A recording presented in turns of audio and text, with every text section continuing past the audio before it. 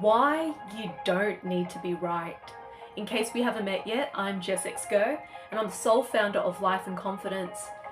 And this is a really vulnerable piece that I'm about to share with you, how you can also learn that you don't need to be right in arguments, in relationships of any kind, because what's that serving is your ego. And to share my recent personal experience around this is where I've noticed me and my beautiful partner are wanting to organize to book the bullet train tickets to Nagano to go to a retreat together where we can just chill, switch off from work, and just really be in our energy in an environment that is surrounded in nature. So being in Tokyo, I'm spending time with him. As I've mentioned in previous videos, that I'm in a long distance relationship, and with this in mind, I'm always sharing the positives of my experiences with him, but also I want to share the insights to gain when there is challenges that arises in our relationship. And I think that's really important because no relationship is perfect. And so what happened was I wanted him to organize the train tickets as this retreat is coming up, and I was happy to pay for it. And he agreed that we would have the tickets booked for us. And when we came to the counter, the people spoke in Japanese, and he was ordering 3 tickets. And I understood the word 3 in Japanese. And I questioned him and said, why are we ordering 3 tickets? I thought we're only getting 2 tickets. And he said that he wanted to get a ticket for his friend who's joining us. And I said to him, well, hold on, this is not okay because I didn't agree to pay for 3 tickets. And that person should be organizing their own ticket. And he says, I disagree, we should get 3 tickets because that person will pay me back and I'll pay you back. And I said to him, look, I feel I'm being conned right now because I never agreed to pay for 3 tickets. We made an agreement for 2 tickets. And it was a conversation that we had to have in public about these tickets, because I'm just trying to figure out, I just want to get the 2 tickets. I don't want to get 3 tickets, and I just want to get this thing over and done with since we are at the counter to buy these tickets, and I want to get these tickets before they sell out. So we had a conversation and we were both expressing our anger in different ways. He was suppressing his anger and he was raising his voice, and he is saying that he doesn't want to continue the conversation and that he wants to focus on the solution. And I was focusing on why he said those things to the Japanese customer service person, and I wouldn't have known if I didn't understand in the Japanese word for 3. And it felt really misleading. I felt the communication was just not transparent, and for me it showed up like a con, a scam, creating mistrust. And so what showed up through that conversation was that it didn't feel right to just end the conversation and think that was okay and trying to figure out a solution. What felt right for me was to get my anger out with my words, and it's not by shouting at him, but just letting him know how that made me feel and how that created a lot of confusion for me that leads to mistrust. And when he was not able to see my side or my perspective, I was getting frustrated, I was getting angry. Like, how can you not understand where I'm coming from?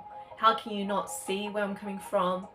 And when I heard his side of the story, that he didn't think it through, it didn't cross his mind, it was just the default thing he did last year when he went to Nagano with the same friend, another person. He always buys 3 tickets and they always pay him back. And so when he explained the situation to me, even though for me it just still didn't make sense, I saw him breaking down. He was starting to cry. And I saw his inner child. And that's where I was able to let go of my anger, the need to be right that is causing me to stay in anger, to prove my point across that what he did was wrong. And when I saw his inner child and him breaking down into tears, I realized I need to let go of the need to be right, because it's creating more harm than good. And I don't need to constantly get my point across. What I just needed is to be understood, really. And so when I had that realization to let it go and just trust and know and accept, rather than resisting his response, and it may not be the response I want to hear or my ego wants to hear, but it's a response from where he's coming from and how he shows up. And it's very clear that him and I think differently in how we approach things. And there's no right or wrong in this. It's just that there was a miscommunication, that I didn't understand why he does things this way, because it was never communicated to me. So it created a lot of confusion. And so when I expressed that to him, he agreed. And he didn't think how that impacted me until now. And so in the end, we didn't end up getting the tickets. I was simply just holding space for him to let go of the anger and the fear that was showing up for him when I confronted him, and that he just wanted to run away because it reminded him of his experiences of his mother growing up, where he felt rejected or invalidated, or he has the need to make mommy happy because she was angry with him. So what I saw was, okay, I'm triggering an old wound in him, and I need to stop what I'm saying to him and just hold space for him. And as I listened to him, what was showing up for him, I held his hand and I said, okay, let's just go to the hotel. And he just wanted to cry and rest. And so I let him do that at the hotel. And what I've learnt from this is that when we want to prove that that person is wrong and we are right, that actually destroys the relationship. And it doesn't give the other person the ability to be seen and to be witnessed for where they're coming from. And even though we may not be in alignment with where they're coming from, or we don't agree or accept it, that's a resistance to just trusting how things are showing up and where that person is coming from. Because if we're constantly butting heads with the other person and constantly not agreeing where they're coming from, and this is their honest response, then we're holding on to a negative charge around that. And that is the need to be right. We're judging that person that they're not fitting into our world of how we operate and do things.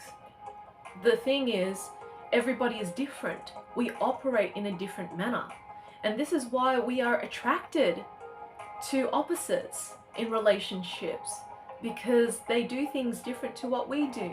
And we also learn from the way they operate. And it helps us to be more open-minded, to be more kinder and more accepting that other people operate in different ways. And this has helped me to see this experience from a different light, to let go of any judgment and negative charges that I have when someone is not fitting into my ideal way of how I operate in the world. And not everyone operates the way I do. Some people do and some people don't, and that's okay. And that's the lesson, is learning to accept the other person's response, regardless if it's right or wrong, regardless if it doesn't fit with our ideals in how things should be or operate, because who are we to judge? Every single person is going through their own human experience and journey, and whatever's right for them is right for them. It's not my job to tell my partner it has to be done this way, because then I'm forcing him to do things my way, and I'm controlling and manipulating him to do it to make me happy, but it doesn't make him happy, and it doesn't fit in the way he operates. So it's not going to work out anyway if I force him to get him to do things my way.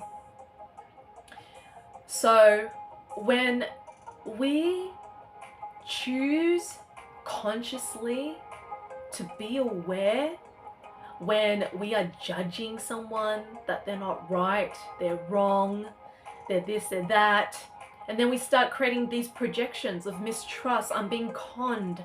You know, this is the same thing with my mom. She says something and does another thing, and I feel like I'm getting conned with money, right? Someone's taking advantage of my generosity. And he pointed that out to me.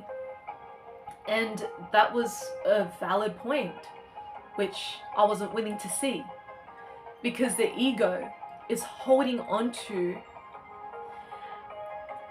old ways of being to keep us safe, to constantly be in control. The need to be right. So you might want to consider, how are you doing this in your relationship? Whether it's your partner, whether it's your friends, whether it's your family members, whether it's people in the workplace or your clients, how do you show up in this way? Because we all do. And when we practice how we can be more kinder, more compassionate, and more accepting of the other person, we become that towards ourselves. And we learn to let go of the rigidity of things, how things should be, right? And we should just apply that within ourselves. And if that works for me, that works for me. But I shouldn't be, putting that onto someone else. And everybody is different. And that's what makes the world such a beautiful place to be in, is the differences of people helps to open up our minds, our consciousness, to think differently, to be more compassionate, to be more accepting, and we can also learn how the other person operates as well. So that is the beauty of why you don't need to be right, because it always comes from ego and not from the heart, and it destroys relationships. But when we learn to train ourselves that, okay, this is how I see it, you operate this way, I operate this way, how can we work together? I notice that you said this and I wasn't aware of this information. How can we communicate better? How can we understand each other? So then this will help us to avoid these incidents or minimize these arguments that doesn't need to take in place if we knew and understand each other better. And that's all it is. Because the need to be right is all about defending our ego to keep us in our comfort zone and shutting down our heart, which disconnects ourselves from that person, and we separate ourselves. And this is where judgment and dismissal and disapproval and disappointment comes in. So if you feel that you are struggling with this and you need some support and guidance, then you might be interested in attending to my upcoming events. I have my full moon ancestral trauma clearing circle that's coming up, and with this you are able to let go of soul contracts that you've taken from your parents and their parents and their parents right into the origin of certain behaviors and patterns that isn't serving you, that keeps you stuck in your programming or conditioning. And you'll get a lot more realizations and insights into yourself and bringing yourself into alignment through a guided quantum meditation, light language transmission, and sound therapy. There will also be an astrological update for the month ahead and for the full moon and what is arising with you, as well as a personalized card message and sacred shares what's showing up for you from that transmission. So you can join me via Zoom, and you can click on the link below if you would like to learn more and book a ticket. And for my face-to-face workshops, I have my Transforming Trauma weekend workshop in London, Sydney, and Tokyo. And these workshops are designed to help you to experience a deep clearing of your past experiences of trauma, including childhood, teenage years, adult, past lives, and ancestral trauma. And through that, there's family constellations. I'm going to share with you emotional release techniques to process the 5 types of childhood traumas in your early childhood development. I'll guide you through in healing your ancestral trauma as well, past life clearing, body work, releasing trauma from the body and which parts of the body that we're storing these emotions. There will be light language transmissions and so much more. So if you are up for this immersion, please click on the link below. You can learn more about that. You can also book a free clarity call to see if this is right for you or if you need to be on a payment plan. You can also click on the link if you feel called to book a ticket as well. I am also running my Conscious Relationship workshop in Adelaide, and this focuses on healing our pain and suffering that we've taken from our current partner, past lovers, that's linked with our family dynamics and how they role model romantic relationships in our life, and clearing that so we are not constantly projecting our pain and suffering onto our current partner or future partner. And there will also be conscious communication. I'll be also sharing about how the masculine and feminine dynamics work, how it becomes dysfunctional, how we can bring that into wholeness.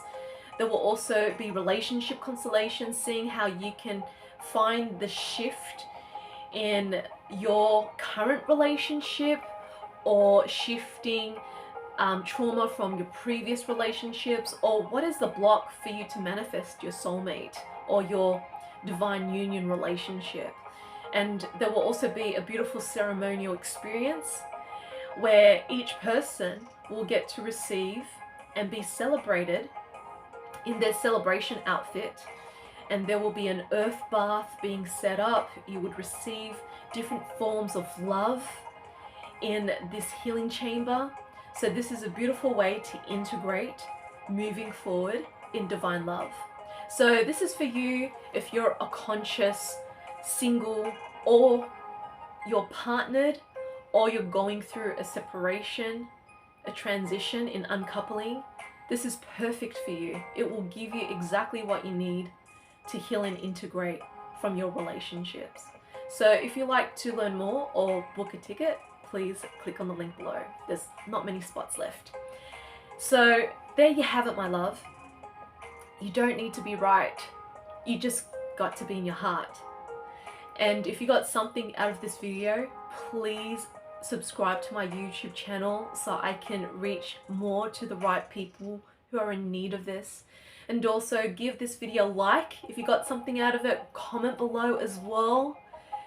And feel free to share it with your loved ones. May you be the light that's in your heart.